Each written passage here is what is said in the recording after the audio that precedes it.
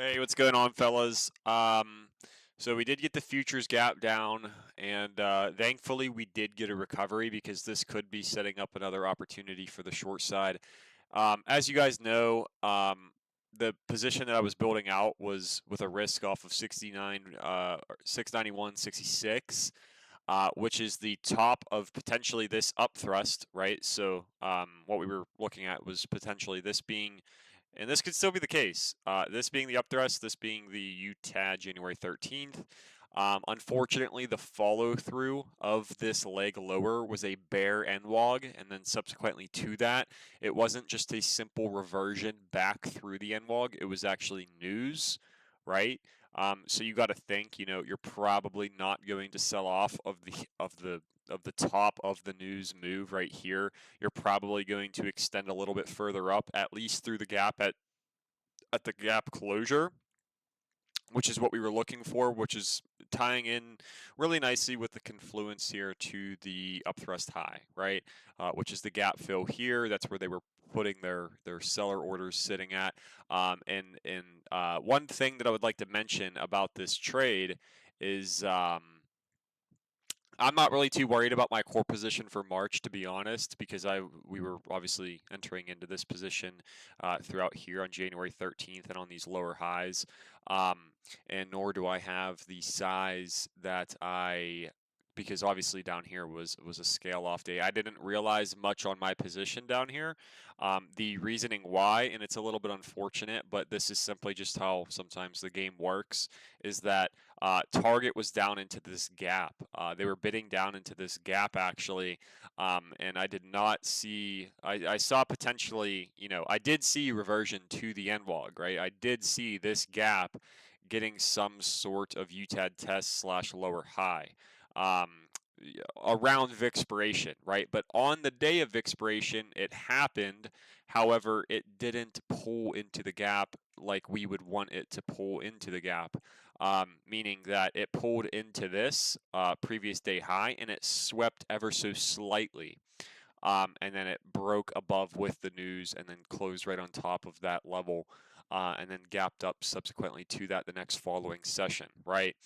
We didn't want that. What we wanted was for expiration to show something towards 690. This was a good intraday short here that we caught. However, the follow through did look a little promising until this random headline came out about the Greenland deal. It left this gap ever so slightly unfilled. I thought we would undercut this low right here and then start developing a lower low sell climax into reversion back towards the end log and then a redistribution up, something like that. However, that didn't happen solely because of that headline that dropped, right, which did kind of shift the tape a little bit for the time being in the short term. However, could this be an up thrust and could structure kind of be, developing revolving around this UTAD and this up thrust? Yes, it definitely potentially could be doing that. The reasoning why it could be doing that is number one, you kind of want to judge the daily and weekly chart based off of closures rather than a rather than like in the current session of what's going on here.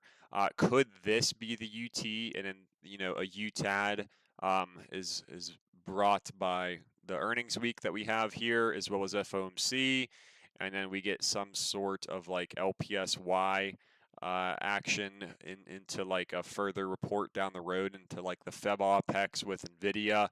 Yes, we could get that, but the reason why I'm not letting go of the thesis of this all being a supply overhang and a distribution is because there's a lot of data this week. There's a lot of data, and there's FOMC, and there's earnings, right? So you have to expect, obviously, with some of these names like Microsoft on the weekly chart, pulling into this huge resistance point here from January 2025, as well as the August yen carry that happened.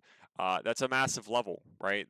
All of this range is a very big level here on the weekly and the monthly time frame, and it's back testing that with a solid decline of about, let's see, about 10% decline leading into an event, leading into an earnings, right? That's also kind of tying in with nice confluence to like the software ETF here. Some of the biggest volume traded on the software ETF. So not surprised Microsoft's obviously, getting that rally. Nvidia is obviously going to be something that I call a distribution.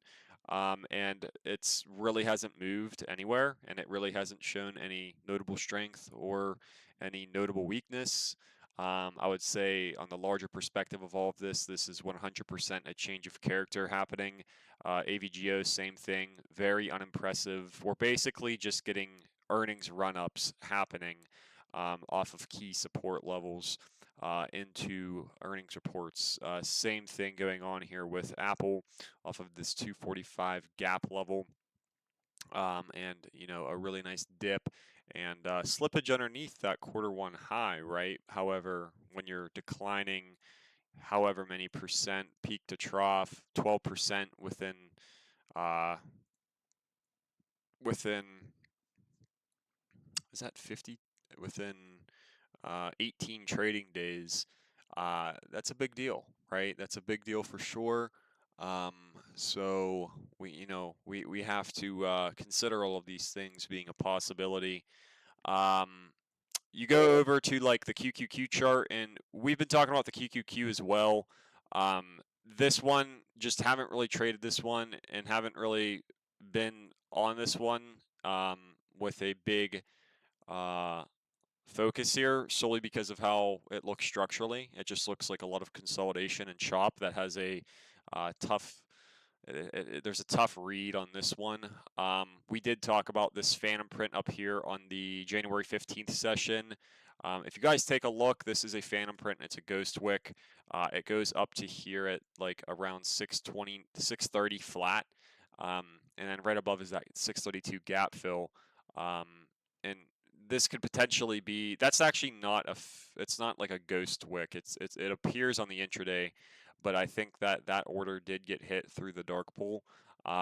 So we could draw back up towards that level and fill these gaps leading into the reports. And I will say this high up here definitely looks a little bit sketchy. It all looks like distribution to me, but this high up here definitely just doesn't seem like a high that is indicative of a top. 632 could get stuffed, and earnings gap ups could get sold off, and that could start everything. And that's why I'm not really judging this SPY chart until we get that weekly candle closure and yeah, pretty much just a weekly candle closure.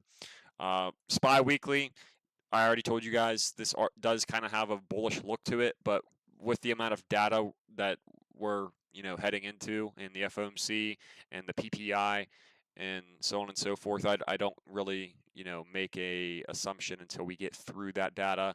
I mean, all this has to do, and I've been talking about this, and it's a subjective thought because we don't know what's going to happen, but you don't need to be positioned in the short if risk is already invalidated on repositioning off of 691.66. um, Number one, because do we have a UTAD in yet potentially? I don't know, maybe not. I thought we did, but I also didn't think that this whole thing would go on the VIX either. I mean, that's a headline coming in to save the market for a reason on the VIX. The administration is told to do those types of things on those moments to, help stabilize the market. And I think that's what happened. Targets haven't been met for the downside at 671.40. So at the end of the day, this could be a stop out on the short side position, but it could be setting up a better, more asymmetrical position in the first place. This was a fantastic trade up here. We kept shorting off of the January 13th bar in that pre-market high range. And I mean, when you guys look at a trade that looks something like this, I mean, that's a 7 to 8 hour trade from where this bottomed out at. I mean, obviously it didn't go to my target, so I didn't realize much, but that's all I really that's all I was really trying to get across. That's the only point I was trying to get across to you guys, is that that was a fantastic opportunity leading into that January OPEX and expiration. Um, so if you realized on that, fantastic. If you didn't take profit and your trade went back to break even, or even a little bit red from like 100% win, 70 to 100%, depending on your expiration, that's fine. I don't think that that's the end of the world, because I do think another opportunity is setting up. And if you were really going for the kill here, that could have been the possibility. Uh, so we'll see how things play out. Like I said, earnings are very big. We still have targets for downside sitting in names like Microsoft, but we have to wait for these earnings candles to form themselves out. We have a gap starting at 424.90 and ending all the way down here at 395.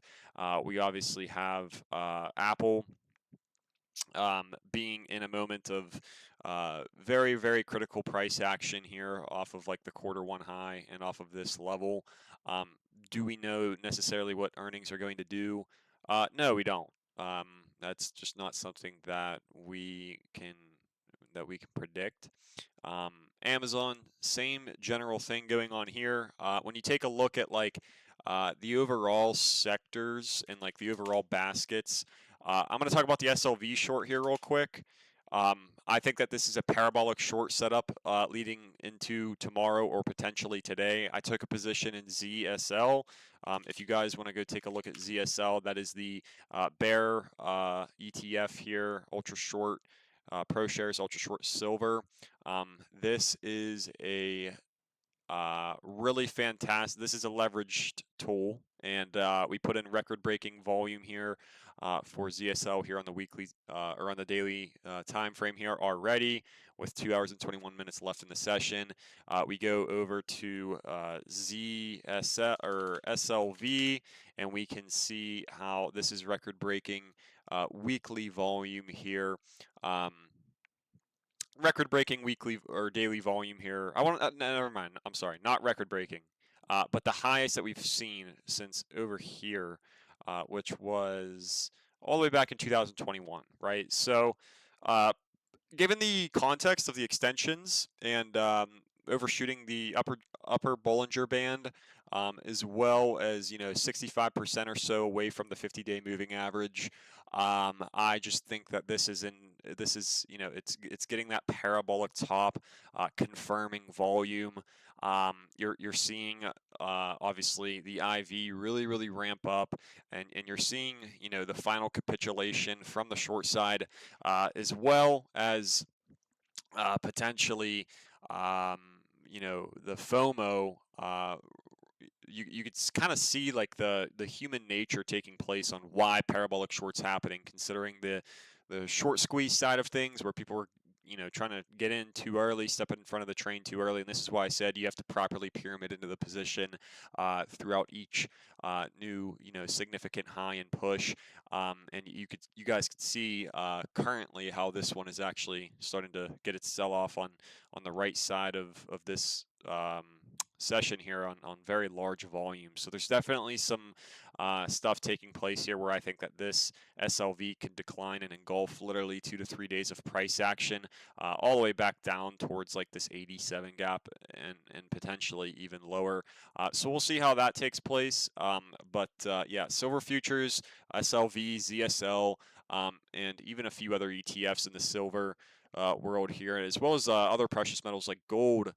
They're all kind of meeting that parabolic short criteria here, considering volume, considering extensions, considering the options activity, considering the tape, and how there has been large size traded here on a consistent and a consistency in the volume profile pretty much all day, right? Not just one large entity off of open taking profits or covering a short, but more and less just consistent action traded here. This just looks to me like big money is taking advantage of this euphoria and really offloading their bags here into this 100 century mark here on SLV as well. So we'll see how that takes place. I have a position in ZSL, like I said. Look at the volume, very indicative of some sort of interim top coming. So we'll see how that one goes. I wouldn't be surprised if this one flipped red on the day. It's currently up 8.5% for the day, so we'll see. And if you guys have any questions, feel free to ask. I'm also going to be watching SPY, like I said, potentially for a position if we break back under 691.66. And I would likely only want to take advantage of this on an IV crush since there's so much room for a crush getting IV crushed leading into these events, which isn't a very clean opportunity. If you guys want a quick look at what other things I'm looking at, I do expect tomorrow to kind of be the moment in which SLV finds a fat decline.